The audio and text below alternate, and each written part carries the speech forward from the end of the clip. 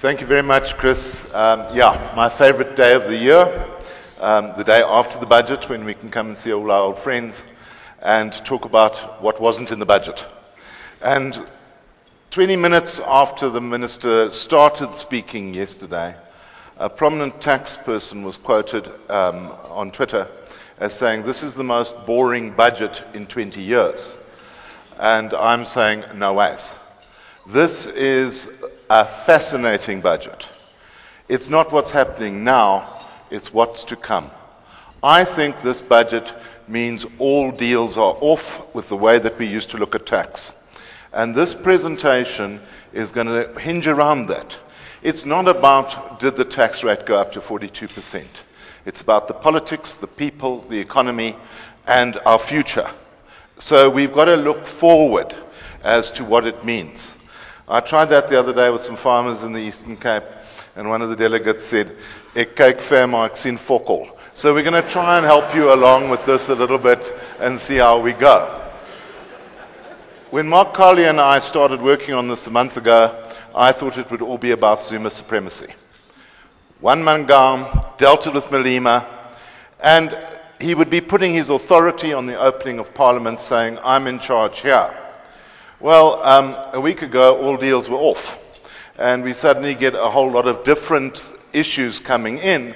And yesterday, when I opened the budget pack at press lockup, I thought, my goodness, this guy's just got to be seen in public, and yesterday's budget would be second-page news. But what's the actual thing in it? Go back to last year, we say, Marcus said we would grow at 2.8%, Lagarde said 2.5%, and Gordhan split the difference. Lagarde was right. We've come in at a growth rate below the fundamentals of the budget, and we are still kicking for touch down the line, saying we're going to get better sometime. If we look what this is doing to tax collections, there are some very important stats that came from Opa Magashula, the commissioner, last year.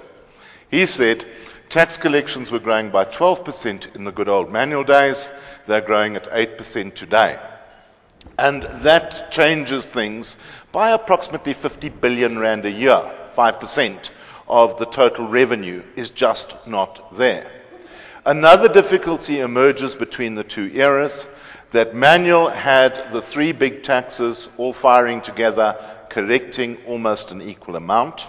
And we move into the Gordhan era, and we've put more and more emphasis on personal income tax and less on corporate, as we've given away the 28% rate, and VAT also not looking so wonderful. What we see is three big taxes, and the fourth taxes being all of them together, being a tiny amount. In last year's budget, we look at, we're going to be under, and we were under because of VAT personal tax, and we covered that up with an increase in corporate tax. A year later, we were sort of saying, well, that's still under, isn't it? Personal tax, they're going to have to do something about it, and corporate will be way under because of Marikani. What happens yesterday is that we say, right, in on budget, 742 billion last year, and what we get this year is down on personal, down on corporate, recovered with an over-collection on VAT. VAT saved the day yesterday, and that is also significant. Because what you've got to say is, are we going to continue to rely on VAT to save us in the future when VAVI won't let us increase it? So it cannot be the savior of the future. What we see when we put these graphs together, change between manual and Gordhan. On personal income tax, Trevor Manuel could rely on it every year. Pravin Gordhan can't. He's currently relying on the slow recovery of VAT collections as the consumer drags themselves back into the mall, and corporate tax collections down, down, down. So when we get into yesterday's budget, we say there's the big picture of what they want to do next year, the three big slices and the fourth slice made up of all the rats and mice. Well, that graphic gets you very much nowhere. But go into the extras. They want less extra from corporates than they did last year. Last year they wanted 16 billion. 2 billion from dividend tax is not really going to help. Fuel the same as last year. All the other small taxes the same, if not less than last year. We want a little bit more from VAT and about the same from the individual taxpayer. So what are we saying? Instead of pushing those numbers up and pushing up tax rates, they abandoned a tax increase on the big three: corporate, VAT, and personal. And that has an implication. You've got to go into it. So let's start with company tax. Everybody said Marikani is going to take it out. And yes, it did. We've lost 29 billion rands worth of trade as a result of Marikani. But in the general scheme of things, what is encouraging to note is that the mining sector is only 5% of tax collections. So yes, it was the predominant reason for the decline in corporate taxes, but it wasn't the disaster that it could be. What is more important, and we will only find this out over the next month, is what are the top 500 doing? The top 500 don't even feature statistically amongst 2 million taxpayers. But in the amount of tax that they pay, you will see that they are paying about 45% of the total tax collection is paid by the top 500. And that can only be determined on the second provisional tax collections, which are going to happen predominantly in March. So it will only be on April Fool's Day that we can actually confirm this budget. And what we've got to see with that is what trick will happen on the second. Because what we see back in the manual days is that the second provisionals were around about 50% of the total collection. Today they are substantially over that. And so what we've got to say is, what will those estimates be? And, that call they can only guess at. Keep 1 April open to find out further details. A lot of prominent tax people then said, right, they will increase the company rate of tax. And I didn't think they were going to do that for a reason. And the answer is, you would disturb the differential between the arbitrage between revenue on the individual, trust, and the corporates. If we now go and push corporate taxes up to 29%, well, that's going to have a negative impact abroad, and how much money is it actually going to bring you? So the next debate came, well, if they can't increase the revenue rates, why don't we go for the capital rates? And there was a wide prediction that we'd increase capital gains tax rates again. Well, again, it didn't happen. We stayed at the same rates for last year. But fascinating. Note in the budget review, that arbitrage which we identified last year in the seminar of 26% capital tax rate for a trust versus 13.3% in your own name, that's too big to be acceptable. They're not going to just let you distribute income through a trust to the beneficiary, or what SARS call the donor. They're going to now announce that this year they're going to look at it and they're going to say next year a trust is a trust is a trust, and it will have the trust tax rate. And on top of it, the comment in the budget review is we will also look at trusts as an estate duty savings advice. Well, that's enough actually to keep me in business for a year. Because we've now got to decide over the next year, do you keep your family trusts? Do you distribute them? What capital gains tax will be incurred if you try and distribute a trust today? I'm not saying we're going to destroy any trusts, but I don't know that we're going to be making many new ones in the next year. And this is going to be a fascinating debate on personal financial planning, which we've got to get through this year, because we can't just close all of these trusts down for fear of kicking off capital gains tax based on market value today. What I think that they need to do, and what I'm going to be campaigning for, is that there is some form of softening provision which allows you to roll over on the exit from a trust or do something this year, but there's a lot of work to be done. On capital gains tax, we see a surprising trend. Capital gains tax has dropped. Why? We're just not making the capital gains. But despite all the hatred of capital gains tax, companies pay much more capital gains tax than individuals. And it's only 10 billion in total a year out of 800, 900 million rands worth of tax. It's pretty much insignificant, and a huge section of legislation, which the biggest effect it has is to fail students in the board exam for CA. So there are a lot of questions that we've got to look at there, but what do they say? The company tax rate is mined. A third of companies are in assessed loss. We've got Marikani. We can't put up the corporate tax rate. We are going to have to leave it where it is. Debate closed. Now you move to personal tax.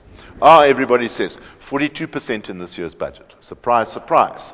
What they were saying is they'll help the bottom level, They'll probably help the middle level too, and then the 42 will come in at 617,000 and above or whatever.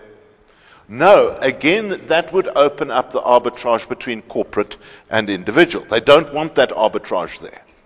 So what they do is they say, same fiscal drag adjustment as last year, 7 billion. I was predicting 3 this year, that they would try and get their way out of it by getting more off the fiscal drag adjustment. They resisted temptation. That's very admirable. They gave the benefits away in the lower order. So when one sees a total giveaway of 7 billion, about 5 billion of that has gone by the time you get to 350,000 rands a year. But we mustn't complain. At the top end, we were staring down the gun at a 42% rate. But what does it expose? What are they saying behind the scene?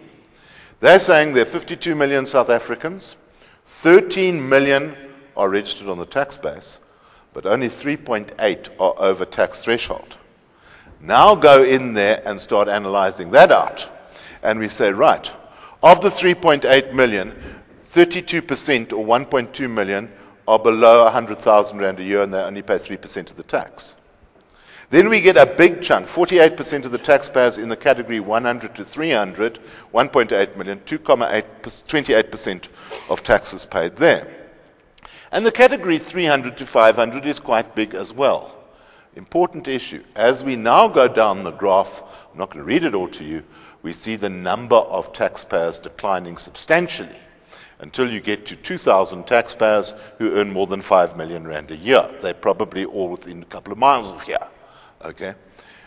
Take that statistic now, and we say, here's a horror for you. Out of those who have income of more than 1 million rand a year, 63,000 of them pay 94 billion rand of South Africa's 306 billion rand budgeted personal income tax collections. 33% of it coming from 63,000 people. And I think what yesterday's budget says is putting the tax rate up on those 63,000 people is not going to solve our problems. It's just going to create antagonism and open up arbitrages. For a matter of a couple of billion rand, it's not going to be enough. If one looks lower down the scale and one looks at average tax rates, Opa Magashula tells us in his star stats that the average rate of tax has declined from 35% when we reached the new South Africa to 18.2%. That's all of South Africa combined.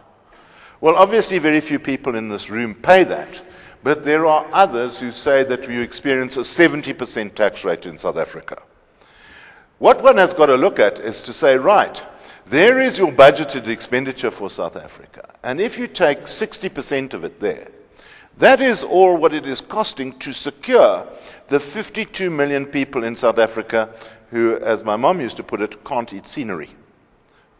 And we've got to look and say, in that budget, they've got to ask themselves the question, what can they afford to give away? And if one looks at what they gave away yesterday in the social grants, they are very much lower than they were in previous years. And what we see is that the number of social grant recipients will grow to 16.5 million this year, out of 52 million, of which 12.4 million are going to be the children of the new South Africa. They've got to be paid for. When we go into that top tax bracket and we see what's got to be paid for to live in this country over and above your expenses, now we can look at average tax rates and say on 1.5 million pensionable at 10%, the average tax rate's 31%. But the problem is, if we just took that home and stopped, that would all be well. We have to take it home and spend it. And that is where the transaction tax factor comes into this, depending on what you buy. So in this case, spending 889,000 will give rise to variable tax rates. He'll only get a bang for his buck of 811,000, and VAT of 77,000 will be added in, making driving the tax rate up to 36%. But those people out there who turn around and say 70% overall tax rate in South Africa can't make the distinction between a tax charge and a services levy. This is one of the big debates in the Gauteng toll dispute. Is that a tax charge or is it a levy? But I say, for those who say we have a 70% average tax rate in South Africa, unfortunately, take a look at the back of the dog. You're talking rubbish. What you've got to do, however, is take out your national expenditure budget and analyze out where that tax is going to go. You've got 538,000 rands worth of tax, and it's got to be spent buying things that you've got to buy for yourself. And this part of the show gets sponsored by Imodium. Because if we put all of that into a time frame and we say, starting in the 1st of January, how did you spend your year? And because we are pursuing paying tax and transaction tax, your year at 1.5 million is starting to look like this. Spend the first 5 weeks paying for your pension. Then buy the rest of February social welfare payments for the 16 million that don't have pensions. You will spend March, if you're lucky, working for your private schools. And then you have to work for the Department of Education.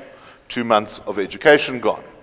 You have to buy your own home security, and then you have to pay for public security, prisons, magistrates, etc. Then you've got to buy your own medical and work an equal amount for the Department of Health. That's half the year gone. Then buy yourself a car, then pay for the roads. Then pay for your house, then pay for the national debt. Then run your home, and then build homes for everybody else. And that's taken us through to December. And what have we been doing? We haven't even paid for general economic services yet. We get 2 weeks in December having a job. And we save the last 2 days to pay for the kissing competitions, recreation, sports and culture.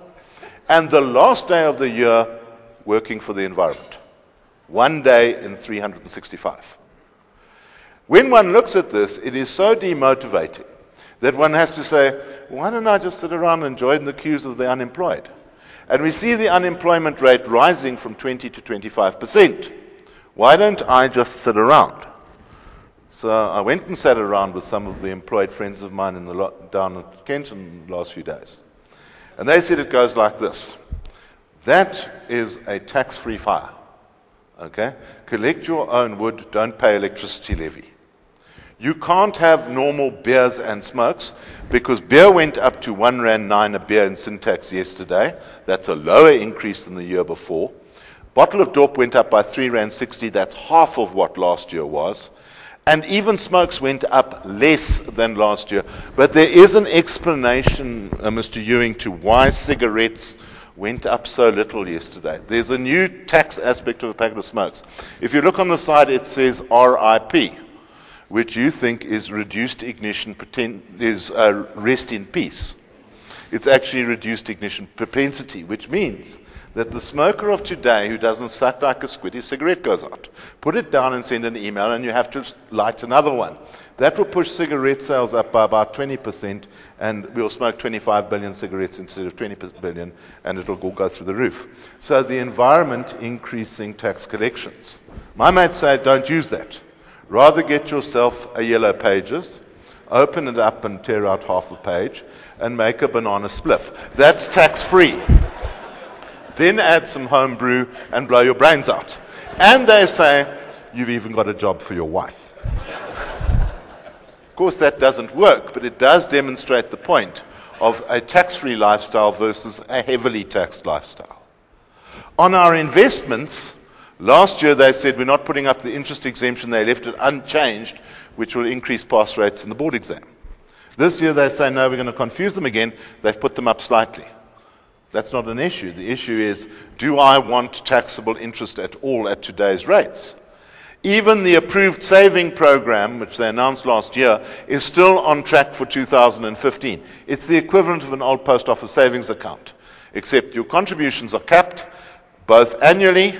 You do not get a tax deduction on the subscription, and you get a once-in-a-lifetime limit of 500,000 rands worth of contributions, still for next year. The other amendments that we traditionally have with the budget day are so small, they're insignificant. They're giving you an extra 12 rand per month on your medical aid payments. That will pay for half a Viagra tablet, and 8 rands per month for each subsequent dependent. That will pay for some Disprints. The bursary scheme thresholds have been increased, but that's for employees, not the directors of the wealthy. They're allowing you to carry forward Section 18A donations to publicly approved institutions. Well, I don't know how many people are making those donations today. And the big fight that's been going on about PPS and is it deductible or is it not will finally be settled this year in the legislation. That debate has been raging for years. And then they say, Mr. Varvey, just quietly, the youth incentive is going to happen, but we're not telling you what we're going to do. Why? Again, showing the huge influence of Varvey in the budget.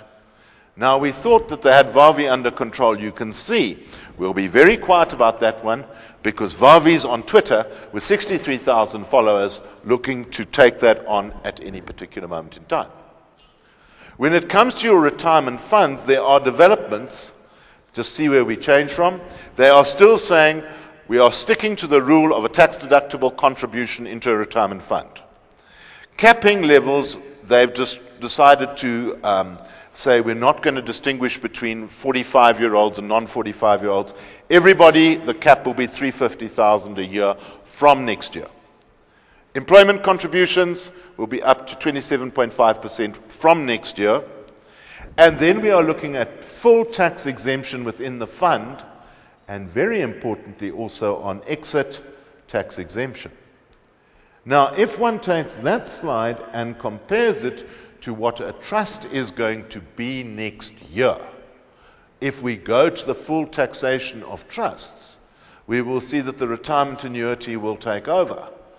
And there's a huge amount of thought that we've got to put into that, which is coupled with the rather disturbing announcements that we get in the National Treasury papers on retirement funds concerning preservation benefits and whether they want to lock it up all for the rest of your life so that you have to play cricket with an actuary. That's another debate.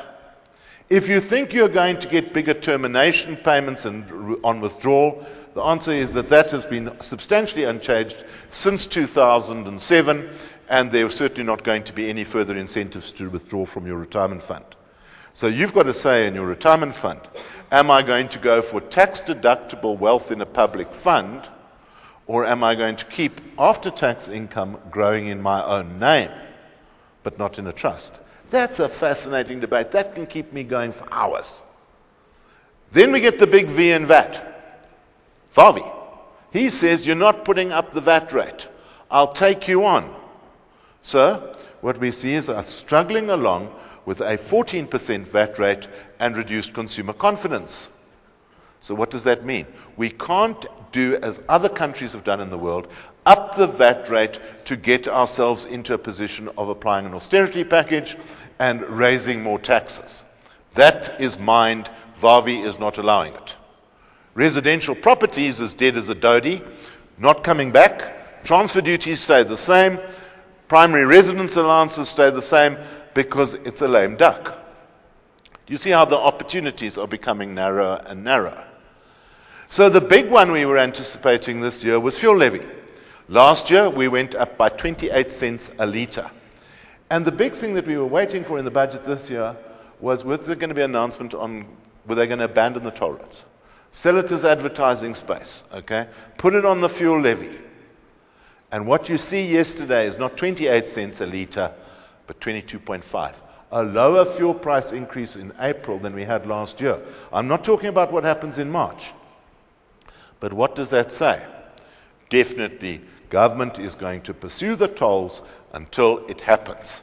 And that's the big debate between a user charge and a tax.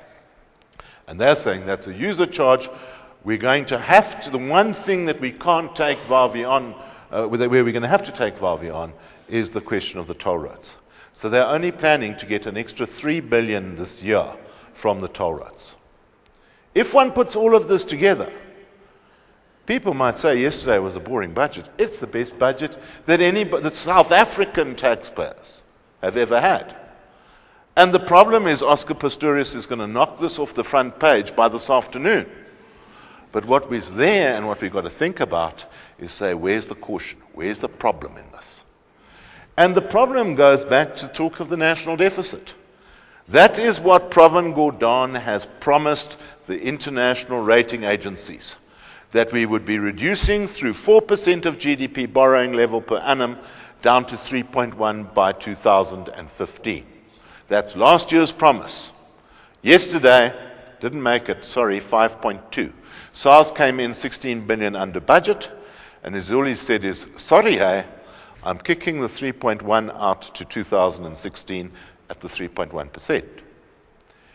Now, we know that the rating agencies overseas are beating up Italy this morning, and that war is carrying on all through last night.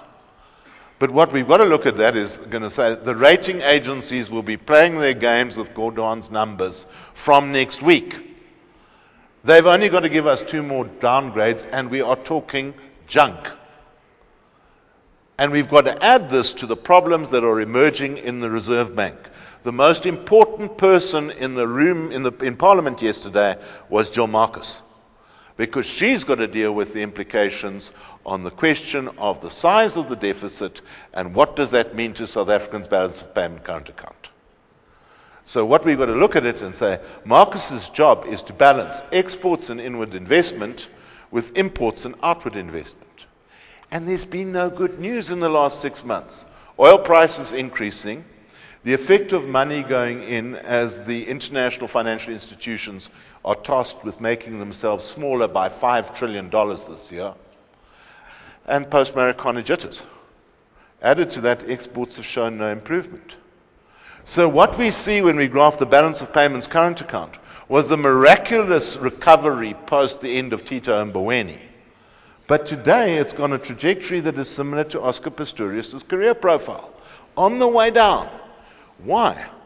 Because if one looks at the interest rate that we are offering, we are tying Marcus's hands. We're saying, with all this going on, we will have our low interest rates, we're going to keep them there. So there's the end of Mboweni and an ever-decreasing interest rate. That is hugely significant because for as long as I've been around in the game, we get money into South Africa by offering a decent interest rate. So if we go back a couple of years, there was a 7% differential between Fed rates and Euro rates on interest rates. People came to South Africa trying to get a higher interest rate. That has declined. If you couple that with things like Marikana, we see in September last year a substantial, very quick decline in exchange rates. Yes, it's recovered again, but nothing has changed since September. So what we're saying is, Reserve Bank has to keep low interest rates, which leaves the rand extremely volatile. Now go back to Prof and Gordhan. Last year we were saying carbon taxes should be brought in to save polar bears. This year we're saying carbon tax has to be brought in as the 4th major tax. We've mined out personal tax, we've mined out VAT, and we've mined out corporate tax. We've got to have another big income generator. And although a year ago we were delaying carbon tax in full-blown form because it's inflationary, they are now saying slight increase on vehicles this year, full implementation 1 January 2015 based on 120 Rand per ton output. There will be a policy paper in March.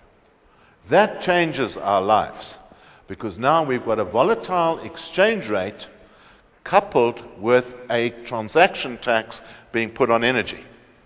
Then, of course, one goes into energy prices, and there has been no good news in the last 6 months, and the Brent crude price has gone through the roof. We are nearly at 1,000 Rand a barrel. What happens if the world comes screaming back, as America claimed to be last night, hitting a new record on the Dow? Well, that's going to drive up energy prices again, coupled with taxes, coupled with weak exchange rate, coupled with Eskom. So you put this together in the simplest demonstration I can think of and say since 2005, 100 Rand on CPI goes to that level. There's your fuel. There's Eskom. We've got energy prices outstripping the inflation rate. And the first demonstration of this in business last year was the failure of One Time. Why has nobody brought up One Time? You cannot run a discount airline on a 1980s MD-80, no matter how cheap you make it. It's a doomed business, killed by its energy cost. And what frightens me if we go into mining is there's CPI, There is the increase in the platinum price since 2006. But there's the increase in their fuel prices, and there's the increase in the electricity price. So what we look at is two of the major inputs, excluding labor in the mining debate, rising faster than their actual commodity that they're producing. And even gold is only just beating Eskom. And they've had a monster run. And we look at that graph and we say, stop frightening us, Matthew. And I'm saying that is incredibly significant. What we've also got to do is say, take into this thing in our personal lives the question of exchange rate vulnerability. We had a great year last year on the JSE. And we all celebrated it going through 40,000 points. But there's the JSE in US, there's world markets, and the Dow did a hell of a lot better. Ask people, what are you doing about your exchange rate vulnerability in your investment portfolio? And we find, no, I've got the whole lot on the JSE, but I'm in the resources counter. We are saying if you go on like that and you get to retirement, even in a good year, the JSE is only just beating your fuel price increase, and that's before the 80 cents that comes in March. And if we look at JSE and ZARS, it's not that great. This means that the world as we have it has changed, not only in business. Okay? I spoke to the business conference of the private schools last year. I said, you see all those Toyota Fortuners that queue up to drop off one kid in the morning? There it is, 6 Rand, 7 Rand per kilometer per AA rate. Trucking a kid from here to St. John's every morning and back in the afternoon is costing 100,000 Rand a year. That's before the fuel price increase. Is that sustainable? And what we've got to do is we've got to say, not only businesses got to look at this, we've got to say, have we not entered a new generation? Because we're into a new generation. See how it's changed. If you were in Generation Jones, pre-war, you left Churchill to do it. Baby boomer generation, you bought a car and produced more babies in it. Okay? That's Presley. Fuel didn't matter. In the 70s, we had an oil crisis, so we did a combi. Okay? In the 80s, we just lost interest and took drugs and did all sorts of other weirdo things and killed music. We recovered from the oil crisis. Then we sort of say from 2000 onward, we've got to Generation Z. Why? Because the kids sit there and play with their cell phones all the time, and the hero today is Bill Gates. But if one looks at the emergence of this energy crisis, I say we should cut off the millennials now. Say, let's call a new generation. And let's call it Generation Bieber. Okay? What are they facing? We've got to say the biggest difference is increased life expectancy and more people on the planet. So you can't just say, Mom and Dad, please will you pay up, and pay for the next generation. Because Mom and Dad are saying, I'm going to get very old, and they're also going to be in-laws to be fed, and Generation Bieber, you better get on with doing it yourself. That is a fundamental change in the way that we're looking. And if we look at the challenges taken by Gordhan yesterday, who's basically saying, the existing tax base can't carry it. We have to have an additional tax on energy. I say our lives changed yesterday. It is not insignificant what happened. So what we are saying yesterday is Pravin Gordhan is a kind man. He has given us a very kind budget in difficult times. That doesn't mean that the jaw's on. He could have been far tougher. But the first thing he's going to have to justify to the rating agencies is that sustainable? How are you going to keep South Africa's borrowings in check? If we can't get that right, then the exchange rate goes for a loop and we land up in a crisis with the energy issue. Business and families are going to have to take note. Rand is vulnerable, energy prices are increasing, and carbon taxes are on the way.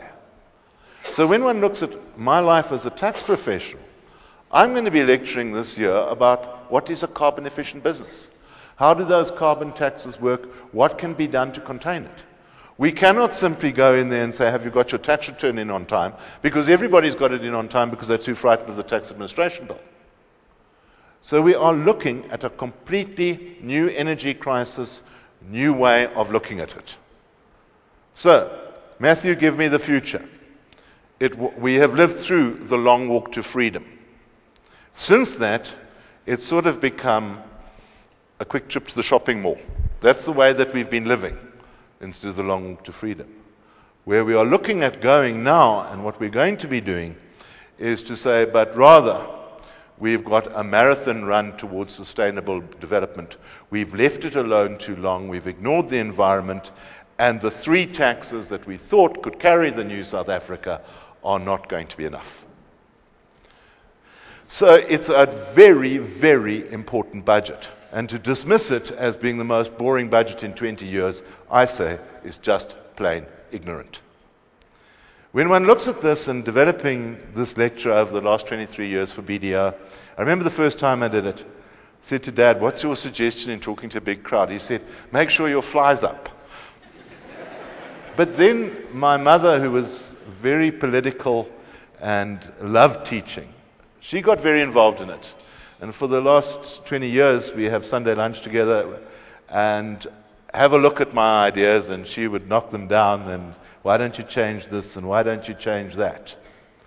And when I did something frivolous, she would always come back at me and say, quote Rudyard Kipling, if you can fill the unforgiving minute with 60 seconds worth of distance run, yours is the earth and everything that's in it, and which is more, you'll be a man, my son.